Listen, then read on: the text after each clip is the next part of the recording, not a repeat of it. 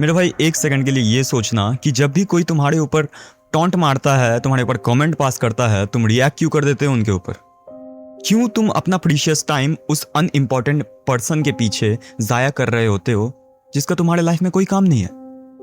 सुन के लग रहा होगा कि सही तो है, अगर वो मेरे को कोई भाई गाली दे के जाएगा तो मैं उसको छोड़ दूंगा क्या? जवाब है ऑब्वियसली हाँ। तुम्हें क्यों किसी के पीछे अपना टाइम जाया करना है जो तुम्हारे लाइफ में एक फूटी कौड़ी का भी वैल्यू नहीं रखता है? कोई लॉजिक है उस पर रिएक्ट करने का?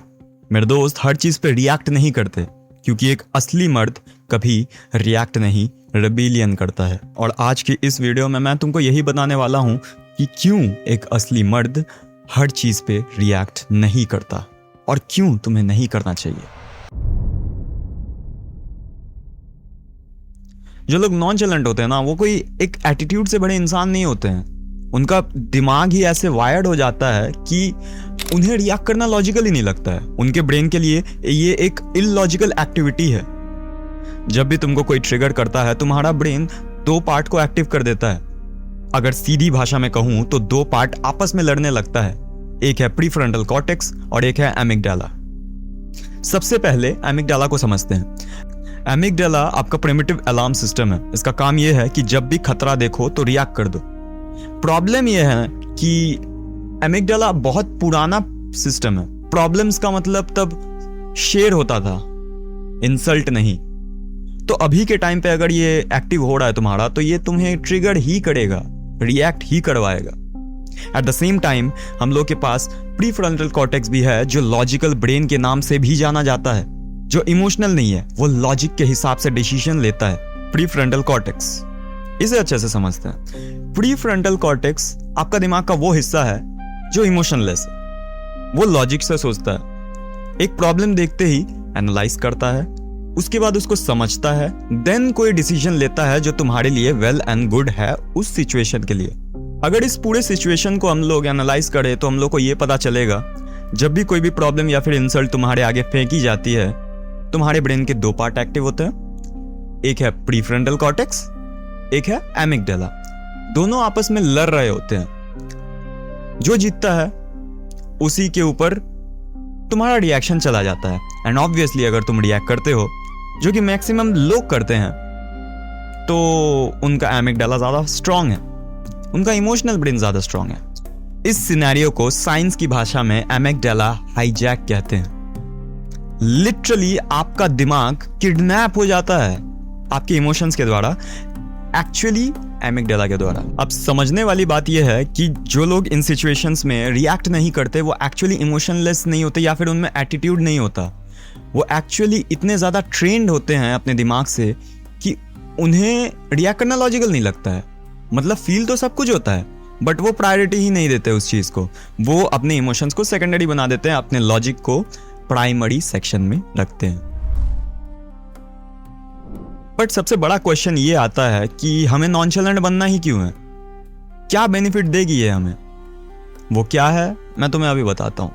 मेरे दोस्त, तुम्हारा जो वो दिमाग है ना, हाँ, वही मीट का टुकड़ा जो यहाँ पर रहता है, वो बड़ा एक्सपेंसिव ऑर्गन है, जो बॉडी वेट का तो सिर्फ 2% है, बट 20% एनर्जी तुम्हारे पूरे दिन के इनटेक का ये अकेले खा जाता है। It's a quite expensive organ, so you have to conserve your energy for this particular thing. जब तुम ओवर थिंक करते हो, रिएक्ट करते हो, हाईली डोपामिन वाला रिएक्शंस देते हो, इमोशंस को ट्रिगर करते हो, तब इसका जो एनर्जी कंजम्पशन है वो बहुत ज्यादा बढ़ जाता है, जो एक्चुअली तुम्हारे लिए अच्छा नहीं है। ऑनेस्टली स्पीकिंग, जितना एनर्जी बचाओगे उसको अच्छा जगह पर अपने ब्रेन में यूज करोगे, तुम्हारा ब्रेन उतना ज्यादा हेल्दी रहेगा और उतना ही ज्यादा प्रोडक्टिव काम तुम इस मीट के टुकड़े से निकाल पाओगे। अब वो तुम्हारे ऊपर है कि तुम्हें क्या करना है। सीधी तौर पे कहूं तो ये तुम्हारे ब्रेन का बूस्ट मोड ऑन कर देगा, जो तुम्हारे ब्रेन को मैक्सिमम कैपेसिटी पे चलाने का दम रखता है। एक और चीज, ये जो भी आप बुलशिट करते हो ना कि ओवर थिंक करते हो, इसके बारे में सोचते हो, उसने मेरे को ये क्यों बोला, रिएक्ट करते हो, तो इससे क्या होता है पता है? तुम्हारे ब्रेन में एक कॉर्टिजोल नाम का हार्मोन होता है, जाके पढ़ना इसके बारे में। कॉर्टिजोल हार्मोन क्या होता है? ये स्ट्रेस हार्मोन है। जब भी तुम स्ट्रेस लेते हो, अपने दिमाग को एक्स्ट्रा स्ट्रेस देते हो, तभी ये कॉर्टिजोल रिलीज होता है तुम्हारे ब्रेन में। कॉर्टिजोल स्पाइक से तुम्हारा टेस्टोस्टेरोन ड्रॉप होता है, तुम्हारा स्लीप साइकिल गंदा होता है और एट द सेम टाइम तुम्हारे ओवरऑल बॉडी को जल्दी एज करता है। अब इससे ज़्यादा इंपॉर्टेंट बात मुझे नहीं लगता आज के टाइम पे कुछ है। अगर तुम्हें ये लगता है कि बॉडी एज हो जाएगी तो क्या ही होगा, तो तुम्हारा मैं कुछ नहीं कर सकता। तो जो कोई काम रहता है, अपने दिमाग को शांत रखता है, वो इन सब चीज़ों से दूर हो जाएगा और वो एक्चुअल में फ़ायदे में भी है। अब मेन मुद्दे पे आते हैं कि हमें नॉनचेलेंट बनना कैसे है। How to become a nonchalant and what are the methods that we can follow to become a nonchalant. Nonchalant बनने के मेनली 3 मेथड्स हैं मेरे पास, जो अगर तुम रेपिटेटिव बेस में प्रैक्टिस करते हो, खुद को उस हिसाब से डिजाइन करते हो, तो तुम्हारा ब्रेन वैसे वायर्ड हो जाएगा। अब ये 3 क्या हैं, चलिए इसको विस्तार से समझते हैं। पहला, कॉग्निटिव रिफ्रेमिंग। ये बोलता है जब भी तुम्हें आकर कोई बुरा भला बोलता है या फिर कोई इमोशनल ट्रिगर करने लायक बात बोलता है, तुम उसे एज अ इमोशनल साइड मत लेके जाओ, उसे एज अ लॉजिक देखो। जैसे फॉर एग्जाम्पल तुम्हें कोई आके बोल दिया कि तुम कुछ नहीं कर सकता, तुम्हारा लाइफ में कुछ नहीं होगा, तुम्हारा ब्रेन का रिएक्शन ये होना चाहिए उस टाइम पे कि ये जो बोल रहा है ये बस एक स्टेटमेंट है, ये बस एक ओपिनियन है जिसका मेरे सामने कोई भी वैल्यू नहीं है, क्योंकि मेरे एक्शंस के सामने ये डिसएग्री करता है। मेरे एक्शंस ऐसे नहीं है कि मैं भविष्य में कुछ नहीं कर सकता। So you are taking the whole data as a logic. जब तुम ये ऐसा करते हो, तुम्हारे दिमाग लॉजिकल ब्रेन में ज्यादा फोकस करता है rather than spiking your amygdala. इससे बहुत हद तक तुम्हारा ओवर थिंकिंग कम हो सकता है। इसी को एक्चुअल में बोलते हैं कॉग्निटिव रिफ्रेमिंग। दूसरा, बॉक्स ब्रीदिंग।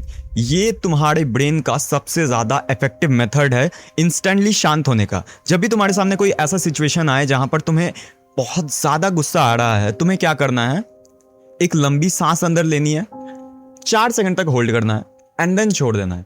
ये लिटरली तुम्हारे गुस्से को थूकने जैसा होगा। ये क्या करता है, इंस्टेंटली तुम्हारे एमिगडाला को स्पाइक करने से रोक देता है। तुम्हारे पास जब ऑक्सीजन जाता है, तुम्हें सोचने का टाइम मिलता है उस 4 सेकंड में। उस 4 सेकंड में तुम्हारा जो गुस्सा है वो इंस्टेंटली शांत हो जाता है, तुम अपने लॉजिकल ब्रेन में वापस आ पाते हो। And it is very important method in such cases जब तुम्हें बहुत ज्यादा गुस्सा आ रहा होता है और तुम सीन क्रिएट करने से बस एक कदम दूर हो। एक्चुअल में ये बस तुम्हारे दिमाग को फाइट और फ्लाइट मोड से बाहर निकाल देता है और काम कर देता है। और तीसरा, द डिले। मेरे दोस्त, अगर सच बताऊं तो ये सबसे ज्यादा हार्ड है। ये सब नहीं कर पाएंगे। बहुत सारे लोगों ने तो वीडियो छोड़ भी दी होगी, उनकी तो बात ही नहीं कर रहा हूं मैं। अगर तुम ये वीडियो अभी तक देख रहा हो, हैट्स ऑफ टू यू, क्योंकि इसमें तुमको विल पावर चाहिए। और अगर तुम्हें विल पावर ही नहीं है, तुम्हें कुछ चेंज करने की भूख ही नहीं है, तो तुम इस वीडियो को अभी तक देखते नहीं। तुम्हें अपनी इसी विल पावर जो तुम इस वीडियो में दिखा रहे हो उसको यूज करना है। और हर बार जब भी तुमको लगे कि तुम्हें रिएक्ट करने का बहुत ज्यादा क्रेविंग हो रहा है, मन हो रहा है, सामने वाला का मुंह फोड़ दो ऐसा मन कर रहा है, तभी तुम खुद को रोको। सबसे हार्ड थिंग यही है कि अपने विल पावर को सही टाइम पे यूज करना और एक्चुअली उसमें सक्सीड होना। इसे साइंस की भाषा में न्यूरोप्लास्टिसिटी कहते हैं। ये एक दिन में नहीं होगा, लेकिन एक दिन जरूर होगा। हर बार जब तुम ये करते जाओगे तब तुम्हारे लिए धीरे धीरे ये ईजी होता जाएगा। It's a very effective part. And इसी के साथ ये 3 तरीके मैंने आपको बताए। और अब वीडियो का सबसे ज्यादा important part, the last part, the warning. एक बात याद रखना मेरे दोस्त, अगर तुम पूरी तरीके से नॉन चैलेंट बनने की कोशिश करोगे या फिर एक कोल्ड माइंड लेकर एटीट्यूड से काइंड ऑफ बिहेव करोगे, जिसे एक्चुअली शो ऑफ कहते हैं, this is not a really good choice. तुम्हें ये जानना होगा, you have to become mature enough to understand whether you have to nonchalant and whether you have to not। तुम्हें कहां नॉनचेलेंट बनना है, कहां नहीं बनना है, तुम्हें पता होना चाहिए। क्योंकि अगर तुम हर जगह नॉनचेलेंट बनते फिरोगे तो इमोशंस की कोई जगह ही नहीं होगी तुम्हारे लिए। एंड सबसे जरूरी बात, इमोशंस ही इंसानों को इंसान बनाती है। हमारे अंदर यही अलग है, फीलिंग्स जो सब में नहीं होती है, सब फील नहीं कर पाते हैं। तो इसे बचा के रखो, सबके लिए नहीं, अपने फैमिली के लिए, अपने लव्ड वंस के लिए, खुद के लिए। ऐसी फीलिंग रखो जो तोड़ी ना जा सके, सॉलिड हो, प्योर। बट नॉनचेलेंट कहां बनना है वो तुम्हें जानना होगा। And obviously it is for the social life, जहां पर तुम्हें लग रहा है कि नॉनचेलेंट बनने की जरूरत है, यहां पर मेरा टाइम वेस्ट होने वाला है, obviously you have to become nonchalant in that particular situation. अगर ये वीडियो आपको थोड़ी सी भी अच्छी लगी तो लाइक करो, शेयर करो और फॉलो करो। तब तक के लिए स्टे हार्ड, स्टे मिस्टीरियस।